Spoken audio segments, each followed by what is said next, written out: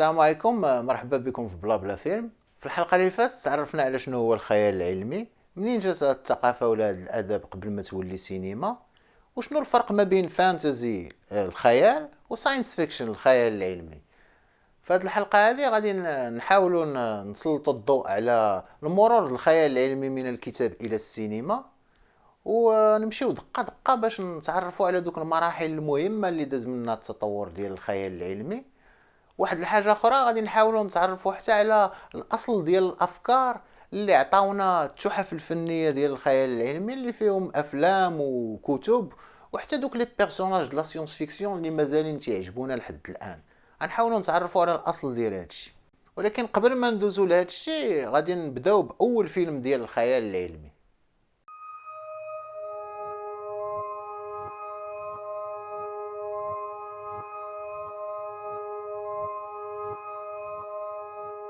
في أواخر القرن التاسع عشر بداو تيبانو بوادر السينما على يد لوي إيمي أوغوستان الملقب بلو برانس وتوما إديسون، ومن موراهم جاو لي فخيغ لوميير لوي و أوغوست، وبداو تيجولو في فرنسا بالعروض السينمائية ديالهم من مدينة لمدينة، وتيبهروا الناس اللي لأول مرة تيشوفوا التصاور كتحرك. وفي سنة 1895 غادي يحضر جورج ميرياس لواحد من العروض السينمائية اللي داروا لفخيغ لوميير في باريس، واللي كان عبارة على مجموعة ديال الأفلام القصيرة جدا اللي فيها لقطات مختلفة ديال الحياة اليومية، بما فيها لاريفي دو تران اون غار دو لا سيوطا اللي بهر الناس اللي كيكتشفوا السينما لأول مرة، بما فيهم جورج ميرياس اللي كان غادي يخرج ليه العقل لحقاش حمقاتو السينما ولا تيتسطى عليها. وهنا واحد الوقفه على جورج ميرياس اللي واقيلا بلا بيه السينما وبالضبط الخيال العلمي السينمائي ما كانش يمشي بعيد. جورج ميرياس مخرج فرنسي تزاد في باريس في 1861.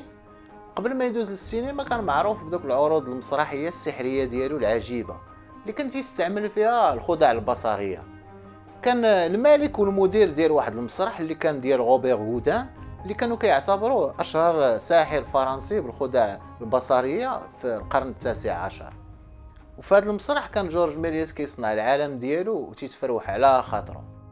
واكتشاف السينما حل عليه العديد من الابواب، وفهم بلا هذا الاختراع الجديد ديك الساعه هو الحل اللي كان تيقلب عليه من شحال هادي باش يعبر على افكاره بعمق ويقيس على الناس بطريقه مبدله على المسرح ولا الفنون الاخرى.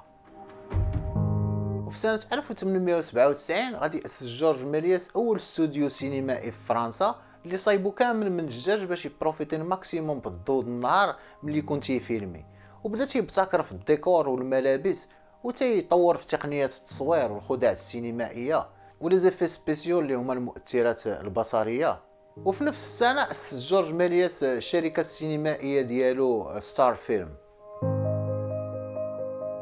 وفي سنة 1902 خرج أول فيلم صامت ديال الخيال العلمي من إخراج جورج ميرياس، لو فواياج دون لا لون، الرحلة إلى القمر، اللي استند في الإخراج ديالو بواحد جوج ديال الروايات، الأولى ديال جول فيرن دو لا تيغ على لا لون، والثانية ديال هيربرت جورج ويلز دو فيرست مان إن ذا مون، أول رجل في القمر. والقصه دو فواياج دون لا لون كتحكي على واحد المجموعه د الفلكيين اللي غادي يطيروا للقمر عبر واحد السفينه فضائيه لبقوها ولا نقولوا صايبوها، وغادي يتفاجئوا بوجود مخلوقات بهلوانيه هما السكان الاصليين د القمر اللي غادي يأسروهم، ومن بعد غادي يهربوا وغادي يرجعوا للارض فين غادي يستقبلوهم بحال الابطال حيت جابوا معهم واحد من السكان ديال القمر. ويعتبر فيلم لو فواياج دون لا لون اول فيلم اللي فيه لو ستيل ناراتيف اللي هو اسلوب السرد، ولا بصيغه اخرى اول فيلم اللي المخرج كيعاود فيه قصه فيها احداث متسلسله، وايضا اول فيلم اللي المده ديالو فايته 10 دقائق اللي هي مده طويله بالنسبه لديك الساعه، لحقاش في ديك الوقيته كانوا الافلام عباره على لقطات ديال الحياه اليوميه ولا المناظر الطبيعيه، دي بلون فيكس اللي ما كانوش كيفوتوا بضع ثواني، ولا الا وصلوا لدقيقه راه بخير بزاف. ودابا بغيت نهضر لكم على واحد الفيلم اللي ماشي ديال الخيال العلمي ولكن عنده علاقه بجورج ميرياس، اوغو كابريت من اخراج وانتاج مارتين سكورسيزي في 2011. وهذا الفيلم هذا فيه واحد لو باساج طويل شويه، عباره على فيلم قصير وسط الفيلم دار فيه مارتين سكورسيزي تكريم للشخصيه ديال جورج ميريس وعطانا فكره عليه وعلى الاعمال ديالو. والقصه اوغو واقعه في باريس ديال 1930 ودايره على اوغو اللي هو واحد الطفل عنده 12 عام تيلعب الدور ديالو ايسا باترفيلد. اوغو يتيم ومسكواطي في لاكار ديال باريس وعنده واحد الدميه ميكانيكيه هي الذكرى الوحيده اللي بقات ليه من باه، تيحاول يلقى لها واحد السالوت باش يخدمها لحقاش فيها شي سر باغي يكتشفو. وجورج ميريس كان شخصيه من الشخصيات ديال الفيلم لعب الدور ديالو بين كينغسلي. وايغو فيلم رائع بحال الاغلبيه ديال الافلام ديال مارتين سكورسيزي ويستاهل المشاهده بالنسبه اللي مازال ما شافوش.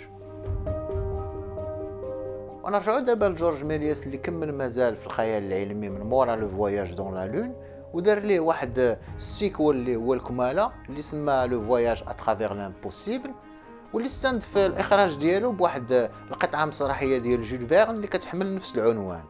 ولو فواياج اترافير لامبوسيبل كيعاود على واحد المجموعه ديال الفلكيين اللي هاد الخطره هادي في بلاصه ما يطيروا للقمر قلبوا الواجهه للشمس على متن واحد القطار ديال الفضاء. وكمل جورج ميريس مازال في التفرويح ديالو السينمائي وخلى بصمته في السينما اللي بقات واستمرات،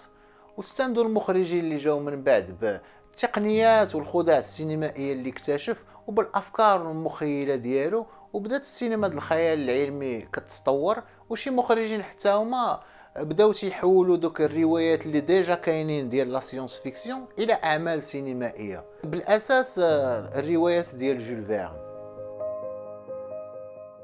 واحد الوقيته بدا شبح الحرب تيحوم على الدنيا، وهي تجي الحرب العالميه الاولى وهي تقتل الحياه وفرستات الافكار وغبرات الاحلام، واثرت على كل شيء بما فيه السينما ديال الخيال العلمي اللي غبرات على الواجهه بوندون واحد المده، وملي بانت من بعد من مورا الحرب ما بقاتش كتفوج على الناس بحال افلام جورج ميريس اللي حتى هو خرمزات ليه الحرب حياته وفرستات ليه الاحلام. ولا الخيال العلمي قريب اكثر من الواقع وداز الواجهه المظلمه خصوصا في المجتمعات الاوروبيه.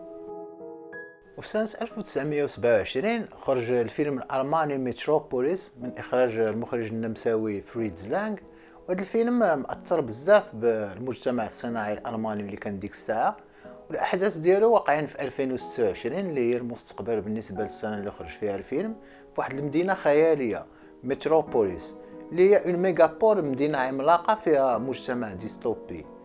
والمجتمع الديستوبي ديستوبيان سوسايتي هو الضد ديال المجتمع الاوتوبي يوتوبيان سوسايتي، اللي كيعني مجتمع كامل مكمول ما ناقصو والو، فيه الناس مفاهمين وفرحانين ومبتسمين، في حين المجتمع الديستوبي هو اللي كثير فيه الظلم والاضطهاد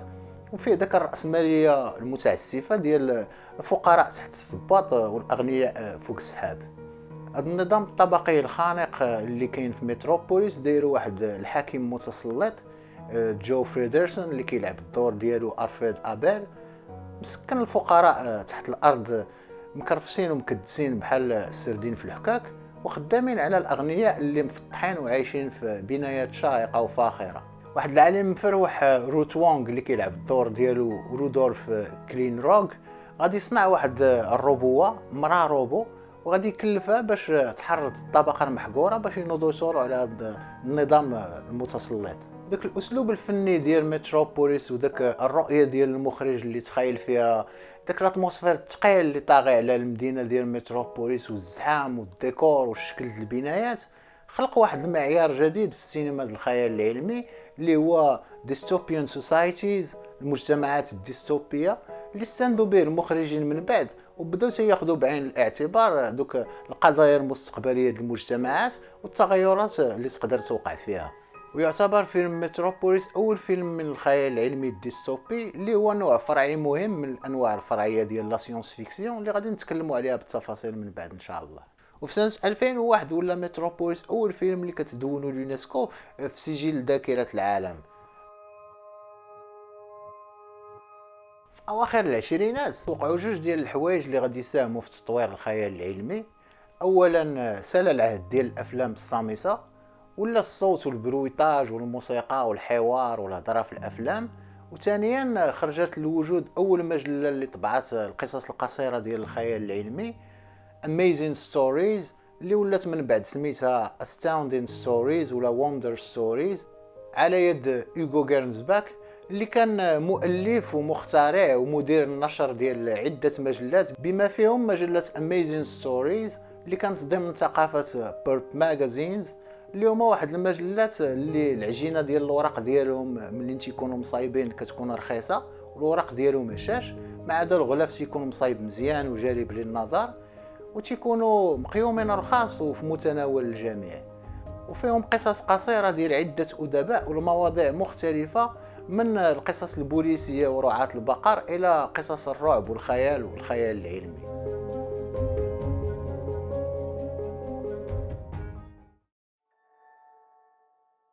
ولكن في سنة 1929 تخربقات الحياة عاوتاني، حلت الأزمة الاقتصادية العظمى بميريكان قبل ما تبروباجا في العالم،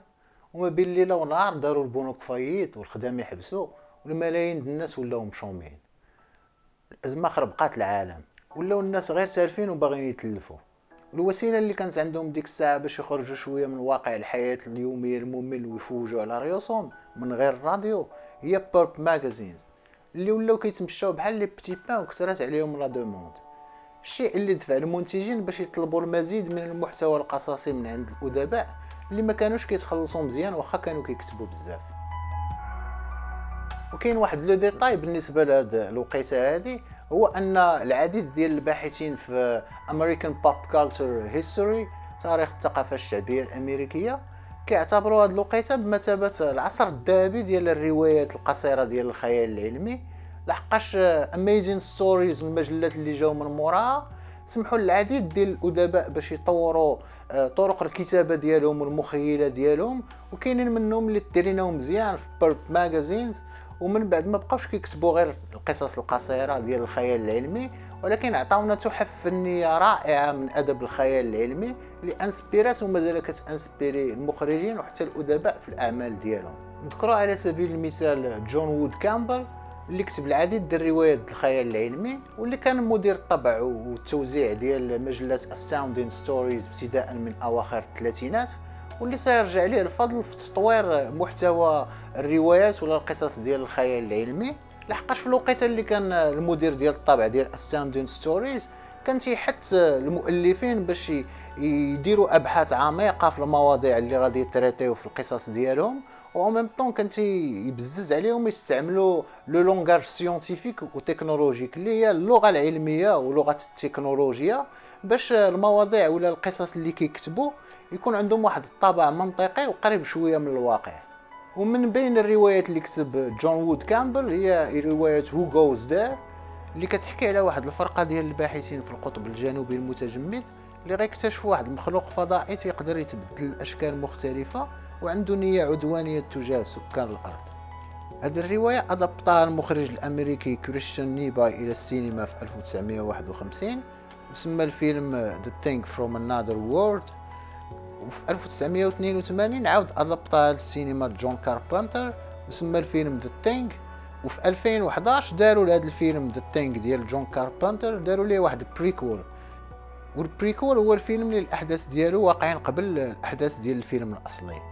من بعد ان شاء الله غادي ندير واحد الحلقه اللي غادي نشرح فيها هاد المفردات والمصطلحات السينمائيه اللي تيعاونونا باش نبداو نسيتيو الافلام في داك التموقع الزمكاني ديالهم في داك ليسباس طون.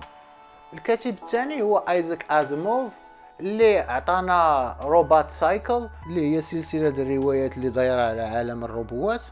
واللي انسبيرات افلام بحال اي روبوت من اخراج اليكس بروياس في 2004 وبطولة ويل سميث. وكاين فاونديشن سايكل اللي حتى هي سلسله ديال الروايات غير هي دايره على اكتشاف واستوطان البشر للكواكب والنزاعات اللي كاينه بيناتهم. ومؤخرا في 2021 ابل تي في خرجت الموسم الاول ديال مسلسل فاونديشن اللي هو ادابتاسيون ديال الجزء الاول ديال روايه ايزاك ازيموف اللي كتحمل نفس العنوان. وفاونديشن مسلسل زوين ومصايب مزيان ويستاهل المشاهده بالنسبه اللي مازال ما شافوش.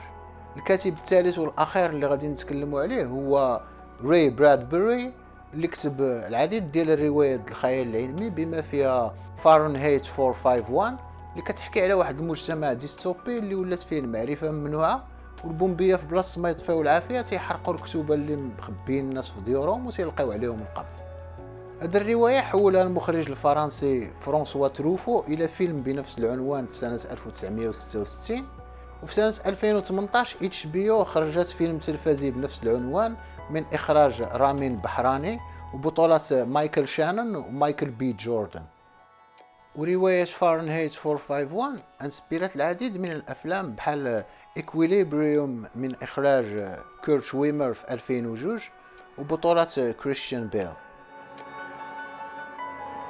نكتفيو بهاد 3 ديال الأدباء واخا مازال كاين الخير، ونكتفيو بهذا القدر هذا بالنسبة لهاد الحلقة هادي، على أمل اللقاء بكم في الحلقة القادمة إن شاء الله اللي غادي نكملوا فيها الرحلة ديالنا في سفينة الخيال العلمي. نتمنى يكون المحتوى عجبكم، وشكرا بزاف على المشاهدة، وإلى اللقاء في الحلقة القادمة.